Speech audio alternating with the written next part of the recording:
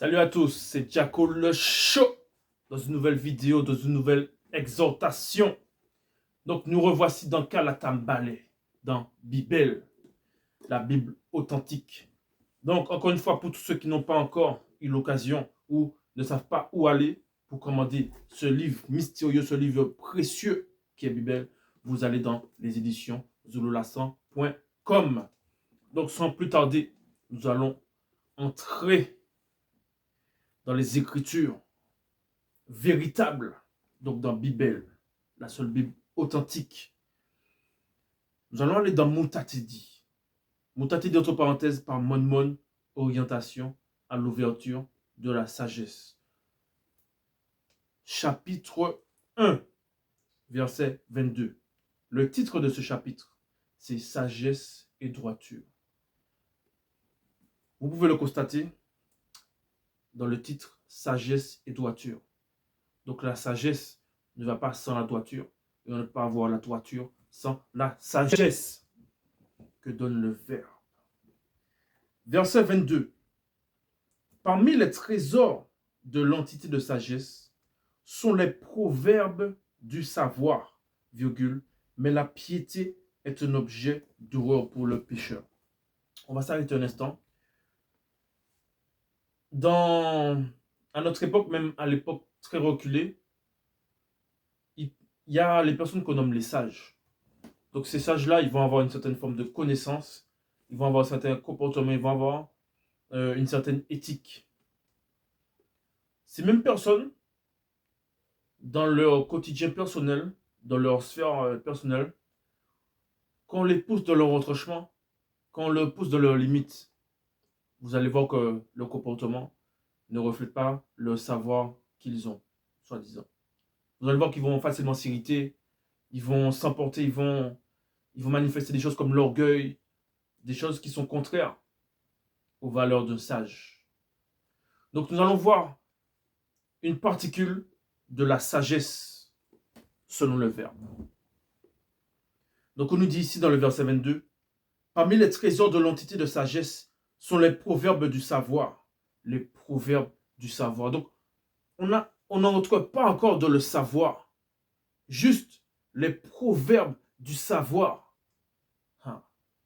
C'est quelque chose de redoutable. Virgule, mais la piété est un objet d'horreur pour le pécheur. Donc parmi les trésors, donc ça veut dire qu'il y a plusieurs trésors qui appartiennent à l'entité de sagesse. Et parmi ces trésors, on retrouve les proverbes du savoir. Je prends un exemple dans les films d'aventure comme Indiana Jones, d'autres films d'aventure. Vous allez voir qu'à un moment, ils vont rentrer dans des lieux, soit des bateaux au fond de la mer, soit dans des grottes. Ils ont recherché ce lieu depuis longtemps, des années, ils ont fait des plans, voilà, ils sont partis à la quête. Et ils arrivent à accomplir la mission en retrouvant les trésors. Donc ils arrivent souvent dans des grottes, dans des bateaux, et waouh, ils sont là devant le trésor, ils sont en extase. Vous voyez? C'est un peu l'image. Sauf que dans la spiritualité, c'est autre chose. Les trésors là, c'est l'entité de sagesse peut, on va dire, nous faire acquérir ces trésors. Virgule, mais la piété est un objet d'horreur pour le pécheur. Souvent dans ces mêmes films, les mêmes personnages, ils vont retrouver parmi les trésors, ils vont sortir un objet, et cet objet parfois peut faire effondrer la grotte, où il y a un monstre qui apparaît, tout le monde s'enfuit, tout le monde meurt. Il y a toujours un objet interdit, ou il y a un objet qui est fait pour carrément détruire. Là, on nous dit que la piété est un objet d'horreur pour le pécheur. Effectivement, parce que le pécheur, c'est celui qui va à l'encontre du Verbe. Et nous savons que la piété, c'est quoi? C'est le respect, c'est la tendresse, c'est, on va dire, la crainte du respect qui est déjà là-bas. La piété, c'est être fervent, c'est être dévoué à la tâche. Donc c'est un objet d'horreur pour le pécheur. Donc ce même pécheur, comment il peut comprendre même certains proverbes du savoir. Parce qu'il y a des proverbes qui apportent le savoir, qui apportent la connaissance. Et c'est l'un des trésors de l'entité de sagesse. Verset 23, on nous dit, toi qui désires la sagesse, donc toi qui désires la sagesse, toi qui envie, qui veut connaître c'est quoi la sagesse, virgule, ne va pas chercher de midi à 14 heures, ne va pas chercher loin dans les réseaux sociaux, loin dans les livres. Non, on nous dit ici, observe les commandements du verbe de Loba et il te l'accordera. Donc, on doit observer d'abord le commandement du verbe de Loba. Observer, c'est quoi? C'est déjà avoir la vision des lois, c'est de connaître les lois et de les mettre en pratique. Donc, le fait d'observer, c'est les voir constamment et de ne pas lâcher de vue. C'est ça, observer.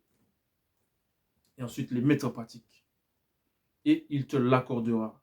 Donc, c'est comme une promesse, c'est comme une récompense. Et il te l'accordera. Le verbe de Loba ne ment pas, il va te l'accorder. Verset 24.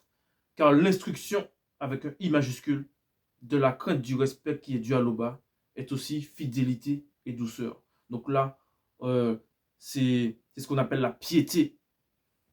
L'instruction de la crainte du respect qui est dû à Loba est aussi fidélité et douceur. Donc le fait d'observer les commandements, ça t'instruit à la crainte du respect. Et c'est ça la fidélité. C'est ça la douceur. Verset 25. Ne sois pas indocile à la crainte du respect qui est dû à Loba. Virgule. Ne viens pas à son verbe avec une conscience hypocrite.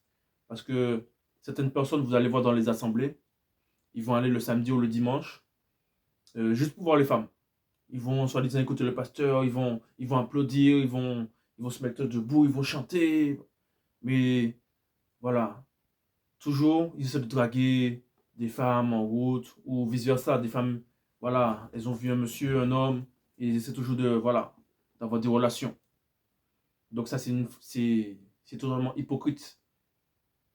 Donc dans le verbe, c'est quelque chose qu'il faut absolument éviter. Parce que le verbe, c'est toute chose et le verbe voit toute chose. On nous dit ici, ne sois pas indocile à la crainte du respect qui est dû à Loba. Donc, il faut avoir le respect. Il faut avoir cette crainte du respect qui est dû à Loba. Et ne pas venir avec une conscience hypocrite. Donc, voilà, certaines personnes vous viennent dans le verbe, mais pour un but précis. Pour un but précis. On a vu, voilà, plusieurs personnes sont venues. Ils voulaient être des stars. Ils voulaient être devant. Et le verbe les a exposés dans leur méchanceté, dans leur hypocrisie. Verset 26, on continue. Ne sois pas hypocrite devant les hommes, virgule, mais veille sur tes paroles. Vous voyez? Donc, beaucoup de personnes vont, on va dire, ils vont utiliser la connaissance qu'ils ont acquis dans le verbe. Ils vont montrer qu'ils ont, voilà, cette connaissance. Ah oui, voilà. Ils vont citer les versets, ils vont citer les références, et tout ça pour se montrer publiquement. Ils vont mettre, voilà, ils vont s'habiller, bien s'habiller, ils vont avoir certaine éloquence. Et ça va être hypocrite parce que dans leur conscience cachée, en tout cas celles qui ne veulent pas montrer aux hommes, il y a quelque chose qu'ils veulent réellement. Soit c'est pour de l'argent, soit c'est pour des femmes, soit c'est pour... Il y a toujours un prétexte à cela. Ils vont commencer à proférer des paroles, alors qu'on nous dit ici de veiller sur les paroles. Veiller sur les paroles. Veille sur tes paroles. Ne sois pas hypocrite devant les hommes, virgule, mais veille sur tes paroles. Et on finit avec ce verset, le verset 27. Ne t'élève pas toi-même sans le verbe. Donc vous voyez, ils vont s'élever sans le verbe. C'est-à-dire, ils n'ont pas eu le mandat. Donc ils vont aller d'eux-mêmes, soit propager la parole, soit faire des choses juste pour se montrer que voilà, c'est moi qui apporte la parole, voilà, c'est moi. De peur de tomber, donc il y a d'abord la chute, et d'attirer sur toi le déshonneur. Et ensuite, tu es déshonoré, comment? Parce qu'on a exposé tes œuvres, on a exposé tes paroles, et ça devient un déshonneur. Les gens disent, mais c'est lui là qui apporte la parole, et regardez comment il est devenu. Donc, vous allez voir, à l'époque, il se mettait bien, il faisait un peu de musculation. Maintenant, ils vont se mettre à fumer, ils vont se mettre à délirer, à dire des choses. à avoir une mauvaise hygiène. Vous allez voir au fur et à mesure, ils vont être sales parce qu'ils ont attiré sur eux le déshonneur.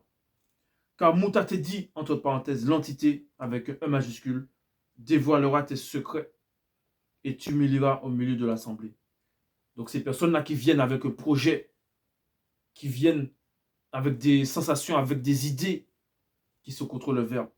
Il faut savoir que Mouta dit, veille, et il va dévoiler les secrets de chacun. Parce que tu n'es pas venu à la crainte du respect qui est dû à l'Oba et que ton cœur est plein de ruses. Donc cette personne-là n'a pas eu la crainte du respect, premièrement. Elle s'est exposée et que dans ces projets, il y avait la ruse. Mais sauf que le verbe agit et ça n'atteint jamais son objectif. Parce que quand on est dans le verbe, on est protégé. Donc c'était ça, l'exhortation.